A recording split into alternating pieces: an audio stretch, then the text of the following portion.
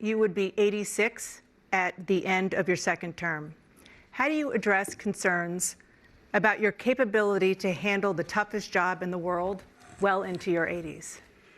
Well, first of all, I spent half my career being criticized being the youngest person in politics. I was the second youngest person ever elected to the United States Senate, and now I'm the oldest. This guy's 3 years younger and a lot less competent. Former President Trump, to follow up, you would be 82 at the end of your second term. What do you say to voters who have concerns about your capabilities to serve? Well, I took 2 tests, cognitive tests. I aced them, both of them, as you know. We made it public. He took none. I'd like to see him take one, just one, a real easy one. Like go through the first 5 questions. He couldn't do it. But I took 2 cognitive tests. I took physical exams every year. And, you know, we knock on wood wherever we may have wood, that I'm in very good health. I just won 2 club championships, not even senior, 2 regular club championships. To do that, you have to be quite smart, and you have to be able to hit the ball a long way. And I do it. He doesn't do it. He can't hit a ball 50 yards. He challenged me to a golf match. He can't hit a ball 50 yards. I think I'm in very good shape. I feel that I'm as in good a shape as I was 25, 30 years ago. Actually, I'm probably a little bit lighter, but I'm in as good a shape as I was years ago. I feel very good. I feel the same. But I was willing to take a cognitive test. And you know what? If I didn't do well, I aced them. We'd be able to wipe out his debt. We'd be able to help make sure that all those things we need to do, child care, elder care, making sure that we continue to strengthen our health care system, making sure that we're able to make every single solitary person eligible for what I've been able to do with the COVID, with dealing with everything we have to do with, look, if we finally beat Medicare. Thank you, President Biden. President Trump? Well, he's right. He did beat Medicare. He beat it to death, and he's destroying Medicare. He did do a damn thing, and these people should be in jail, and they should be the ones who are being held accountable. And he wants to let them all out, and now he says if he loses again, such a whiner that he is, that it could be a bloodbath. On January 6th, we had a great border. Nobody coming through, very few. On January 6th, we were energy independent. On January 6th, we had the lowest taxes ever. We had the lowest regulations ever. On January 6th, we were respected all over the world. All over the world, we were respected. And then he comes in, and we're now laughed at. We're like a bunch of stupid people. What happened to the United States' reputation under this man's leadership is horrible. Will you pledge tonight that once all legal challenges have been exhausted, that you will accept the results of this election, regardless of who wins, and you will say right now that political violence in any form is unacceptable? Well, I shouldn't have to say that, but of course I believe that. It's totally unacceptable.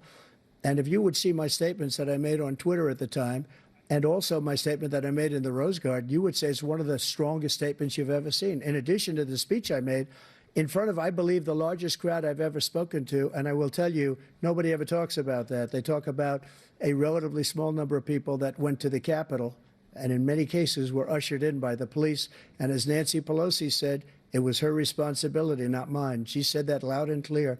But the answer is, if the election is fair, free, and I want that more than anybody, and I'll tell you something, I wish he was a great president, because I wouldn't be here right now. I'd be at one of my many places enjoying myself. I wouldn't be under indictment because I wouldn't have been his political opponent, because he indicted me because I was his opponent. Russia would have never attacked if I were president. President Trump, the question was, will you accept the results of the election, regardless of who wins? Yes or no, please. If it's a fair and legal and good election, absolutely. I would have much rather accepted these, but the fraud and everything else was ridiculous. And if you want, we'll have a news conference on it in a week, or we'll have another one of these in a week. But I will absolutely, there's nothing I'd rather do. It would be much easier for me to do that than I'm running again. I wasn't really going to run until I saw the horrible job he did. He's destroying our country. I would be very happy to be someplace else, in a nice location someplace. And again, no indictments, No political opponent stuff, because it's the only way he thinks he can win. But unfortunately, it's driven up my numbers and driven them up to a very high level because the people understand it. Well, let's see what your numbers are when this election is over. Let's see. You're a whiner. When you lost the first time, you continued, you appealed and appealed to courts all across the country. Not one single court in America said any of your claims had any merit, state or local, none. But you continue to provoke this lie about somehow there's all this misrepresentation, all this stealing. There is no evidence of that at all. And I tell you what, I doubt whether you'll accept it because you're such a whiner. The idea if you lose again, you accepting anything, you can't stand the loss. Something snapped in you when you lost the last time. The only person on this stage is a convicted felon is the man I'm looking at right now. And the fact of the matter is, what he's telling you is simply not true. The fact is that there was no effort on his part to stop what was going on up in Capitol Hill. And all those people, every one of those who were convicted, deserves to be convicted. Since the Supreme Court overturned Roe v. Wade. This morning, the court ruled on yet another abortion case, temporarily allowing emergency abortions to continue in Idaho, despite that state's restrictive ban. Former President Trump, you take credit for the decision to overturn Roe v. Wade, which returned the issue of abortion to the states. Correct. However, the federal government still plays a role in whether or not women have access to abortion pills. They're used in about 2/3 of all abortions. As president, would you block abortion medication? First of all, the Supreme Court just approved the abortion pill, and I agree with their decision to have done that, and I will not block it.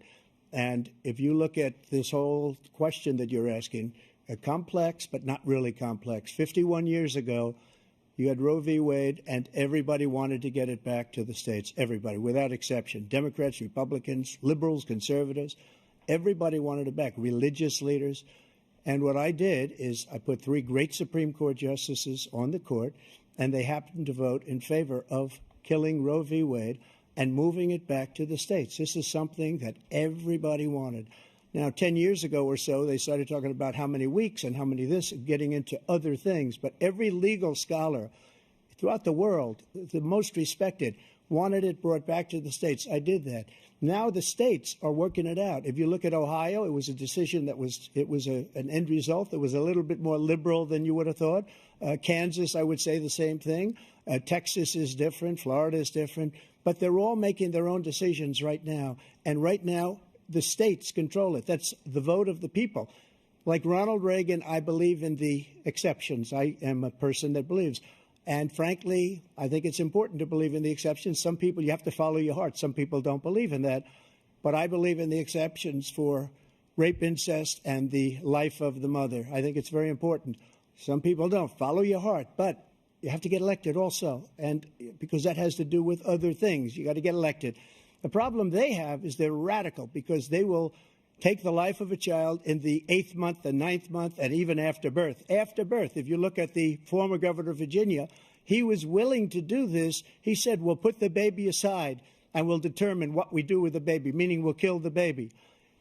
What happened is we brought it back to the states, and the country is now coming together on this issue. It's been a great thing. Thank you. President Biden? It's been a terrible thing, what you've done. The fact is that the vast majority of constitutional scholars supported Roe when it was decided, supported Roe.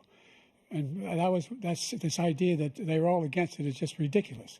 And this is the guy who says the state should be able to have it. We're in a state where in 6 weeks, you don't even know whether you're pregnant or not, but you cannot see a doctor and have him decide on what your circumstances are, whether you need help. The idea that states are able to do this is a little like saying we're going to turn civil rights back to the states. Let each state have a different rule. Look, there's so many young women who have been, including a young woman who just was murdered, and he went to the funeral. The idea that she was murdered by an immigrant coming in, they talk about that. But here's the deal: there's a lot of young women who are being raped by their in-laws, by their spouses, brothers and sisters, it's just ridiculous, and they can do nothing about it. And they try to arrest them when they cross state lines. Thank you. There have been many young women murdered by the same people he allows to come across our border. We have a border that's the most dangerous place anywhere in the world, considered the most dangerous place anywhere in the world. And he opened it up, and these killers are coming into our country, and they are raping and killing women. And it's a terrible thing. As far as the abortion is concerned, it is now back with the states. The states are voting. In many cases, it's frankly a very liberal decision. In many cases, it's the opposite. But they're voting, and it's bringing it back to the vote of the people, which is what everybody wanted, including the founders, if they knew about this issue, which, frankly, they didn't. But they would have. Everybody wanted it brought back. Ronald Reagan wanted it brought back. He wasn't able to get it. Everybody wanted it brought back, and many presidents had tried to get it back. I was the one to do it. And again, this gives it the vote of the people, and that's where they wanted it. Every legal scholar wanted it that way. Staying on the topic of abortion, President Biden, 7 states, I'll let you do that. This is the same topic. 7 states have no legal restrictions on how far into a pregnancy a woman can obtain an abortion. Do you support any legal limits on how late a woman should be able to terminate a pregnancy? I supported Roe v. Wade, which had 3 trimesters. The first time is between the woman and the doctor. Second time is between the doctor and an extreme situation. The third time is between the doctor, between the woman and the state. The idea that the politicians, that the founders wanted the politicians to be the ones making decisions about women's health is ridiculous. That's the last. No politician should be making that decision. A doctor should be making those decisions. That's how it should be run. That's what you're going to do. And if I'm elected, I'm going to restore Roe v. Wade. Let's talk about persistent challenges you both faced in your first terms, and you'd certainly face again in a second term. President Biden, while black unemployment dropped to a record low under your presidency, black families still earned far less than white families.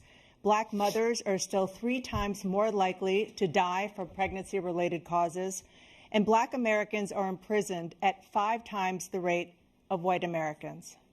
What do you say to black voters who are disappointed that you haven't made more progress?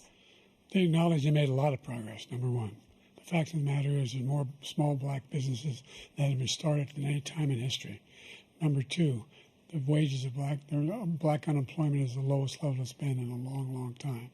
Number 3, we're providing housing for black Americans and dealing with the segregation that exists among these corporations that collude to keep people out of their houses. And in addition to that, we find that the impact on the choice that black families have to make relative to child care is incredibly difficult. When we did the first major piece of legislation in the past, I was able to reduce black child care costs. I cut them in half. We've got to make sure we provide for child care costs. We've got to make sure, because when you provide those child care protections, you increase economic growth because more people can be in the job market. So there's more to be done, considerably more to be done. But we've done a great deal so far, and I'm not letting up, and they know it. You have 49 seconds left. What do you say to black voters who are disappointed with the progress so far? I say I don't blame them for being disappointed. Inflation is still hurting them badly. For example, I provided for the idea that any black family, first-time home buyer, should get a $10,000 tax credit to be able to buy their first home so they can get started. I made sure that we're in a situation where all those black families and those black individuals who had to take out student loans that were ballooning, that if they were engaged in nursing, anything having to do with volunteerism, if they paid their bills for 10 years on their student debt, all the rest is forgiven after 10 years. Millions have benefited from that. And we're going to do a whole lot more for black families. Thank you, President Trump. And he caused the inflation. He's blaming inflation, and he's right, it's been very bad. He caused the inflation, and it's killing black families and Hispanic families and just about everybody. It's killing people. They can't buy groceries anymore. They can't. You look at the cost of food where it's doubled and tripled and quadrupled. They can't live. They're not living anymore. He caused this inflation. I gave him a country with essentially no inflation. It was perfect. It was so good. All he had to do is leave it alone. He destroyed it with his Green New scam and all this money that's being thrown out the window. He caused inflation. As sure as you're sitting there, the fact is that his big kill on the black people is the millions of people that he's allowed to come in through the border. They're taking black jobs now, and it could be 18, it could be 19, and even 20 million people. They're taking black jobs, and they're taking Hispanic jobs, and you haven't seen it yet, but you're going to see something that's going to be the worst in our history. Thank you. President Biden? There was no inflation when I became president. You know why? The economy was flat on its back. 15% unemployment. He decimated the economy, absolutely decimated the economy. That's why there was no inflation at the time. There were no jobs. We provided thousands of millions of jobs for individuals who are in all communities, including minority communities. We made sure that they have health insurance. We have covered, if the ACA has increased, I made sure that they're $8,000 per person in a family to get written off for health care. But this guy wants to eliminate that. They've tried 50 times. He wants to get rid of the ACA again, and they're going to try again if they win. We find ourselves in a position where the idea that we're not doing any, we put more police on the street than any administration has. He wants to cut the cops. We're providing for equity and making sure people have a shot to make it. There's a lot going on, but in inflation, he caused it by his tremendous malfeasance in the way he handled the pandemic. Thank you. Another persistent challenge is the climate crisis. 2023 was the hottest year in recorded history, and communities across the country are confronting the devastating effects of extreme heat, intensifying wildfires, stronger hurricanes, and rising sea levels. Former President Trump, you've vowed to end your opponent's climate initiatives, but will you take any action as president to slow the climate crisis? Absolutely immaculate clean water, and I want absolutely clean air, and we had it. We had H2O. We had the best numbers ever, and we were using all forms of energy, all forms, everything. And yet, during my 4 years, I had the best environmental numbers ever. And my top environmental people gave me that statistic just before I walked on the stage, actually. I don't know where the hell he's been. The idea that anything he said is true. I've passed the most extensive climate change legislation in history. We find ourselves, and by the way, black colleges. I came up with $15 billion for HBCUs, historic black universities and colleges, because they don't have the kind of contributors that they have to build these laboratories and the like. Any black student is capable in college of doing any white student can do. They just don't have the money, but now they'll be able to get those jobs in high tech. We're in a situation where the idea that he is claiming to have done something that had the cleanest water, he hadn't done a damn thing for the environment.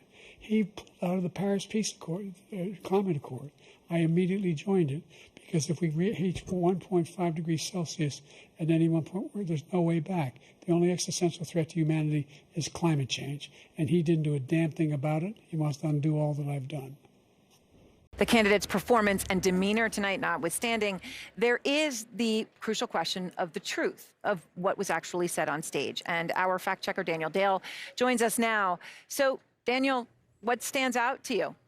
What stood out was the staggering number of false claims from former President Trump. On first count, Aaron, I counted at least 30 false claims. Now, President Biden also made false claims, at least 9 false or misleading statements on first count. I'll give you some of them. He said he's the only president in a while who didn't have any troops dying anywhere in the world. Troops have, of course, died on his watch. He said he's put in a $15 per shot cap on insulin and Medicare. It's a $35 a month cap. He said it's a $200 cap on overall drug spending in Medicare. It's $2,000 a year. He said the border now has fewer crossings than when Trump was in office. That's generally not true. He said, or at least strongly suggested, unemployment was at 15% when he took office. It was actually 6.4. He said Trump wants to get rid of Social Security. Trump doesn't. He said billionaires pay 8.2% in taxes. It's much higher. He said Trump told Americans to inject bleach amid COVID. We know Trump made foolish comments about scientists studying disinfectant injection, but didn't frame it as advice to people. And Biden said the Border Patrol endorsed him. No, its union supported the border bill. bill he'd supported never endorsed him himself. In fairness, the president did appear to clarify that one. Now, the Trump list, it is way, way longer. So deep breath. He said some Democratic states allow people to execute babies after birth, an egregious lie that is illegal in every state. He said everybody, even Democrats, wanted Roe v. Wade overturned. Roe was supported by 2/3 of Americans, even more Democrats. He said every legal scholar wanted Roe overturned, abortion returned to the states. Legal scholars have told me directly this is not true. He said the U.S. currently has the biggest budget deficit ever. No, that happened under Trump in 2020. He said the U.S. currently has a record trade deficit with China. That also happened under Trump in 2018. He said Biden personally gets a lot of money from China. Zero evidence of this. He said there were no terror attacks during his presidency. In fact, there were multiple attacks. He said Iran didn't fund Hamas, Hezbollah, other terror groups under his presidency. Iran, in fact, did. He said Biden wants to quadruple people's taxes. That is pure fiction. He said the U.S. has provided way more aid to Ukraine than Europe had. It's actually the opposite. He said the U.S. has provided about $200 billion in Ukraine aid. It's closer to $110 billion.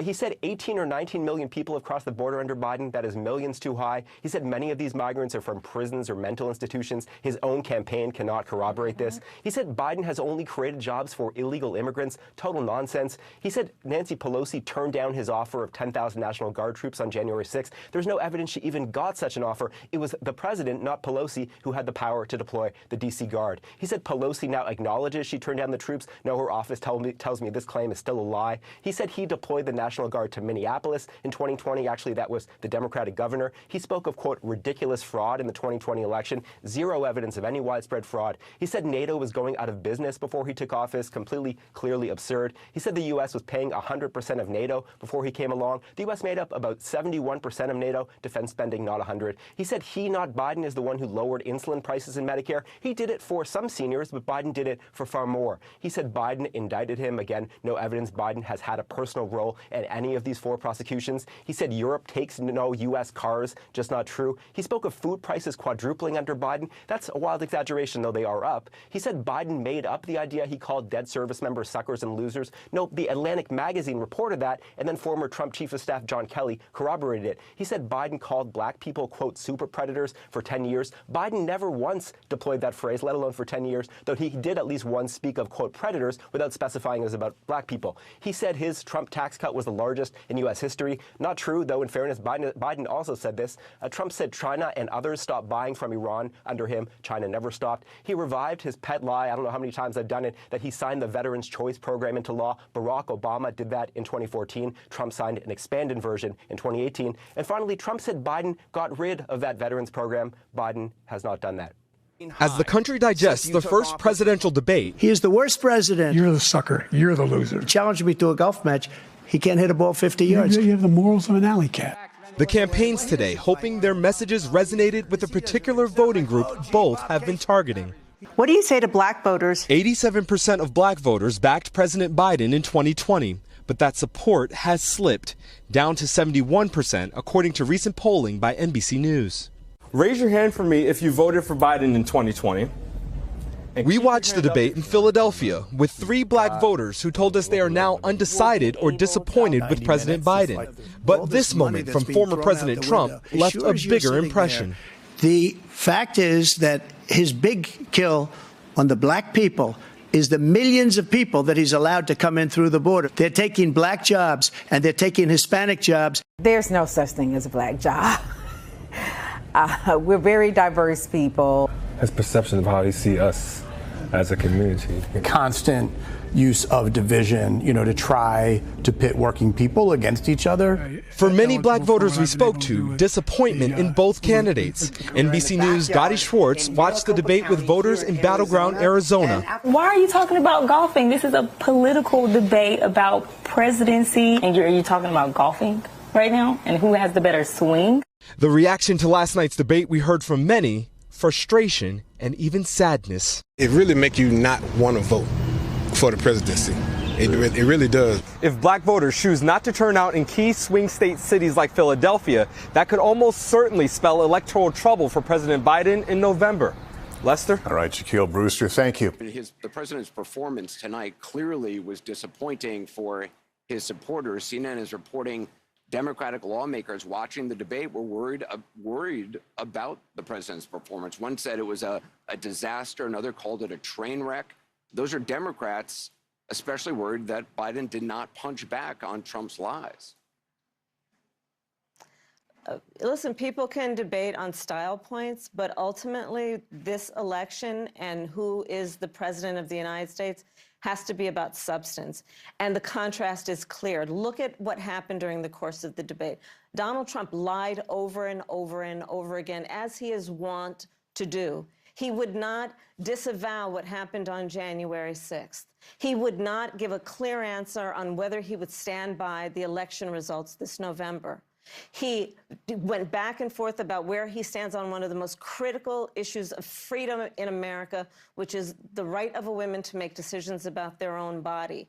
He has been completely ambiguous and all over the place about where he stands on that issue, despite the fact that he hand-selected 3 members of the United States Supreme Court with the intention that they would undo the protections of Roe v. Wade, and that's exactly what they did. And just 3 years ago, we commemorated the 2-year anniversary of Dobbs, wherein women across our country have been denied emergency health care, have suffered miscarriages to the point that but the president of the United States was not able to make that case to Donald Trump on the stage tonight. I'm talking about one of the most important elections in our collective lifetime. And do we want to look at what November will bring and go on a course for America that is about a destruction of democracy, electing a man who has said he'll be a dictator on day one? Or do we want to continue on a course that's about strengthening America's economy, building and creating 15 million American jobs, over 800,000 manufacturing jobs? I got that this is the afterplay for the debate, this conversation that I'm in, and I understand why everyone wants to talk about it, but I think it's also important to recognize that the choice in November between these 2 people that were on the debate stage involves extraordinary stakes. The person we saw tonight, the president we saw tonight on that stage, is that how he is every day? The Joe Biden that I work with every day is someone who, as I have said, has performed in a way that has been about bringing people into the Oval Office, Republicans and Democrats, to compromise in a way that is extraordinary these days because it just doesn't happen, but Joe Biden can make it happen.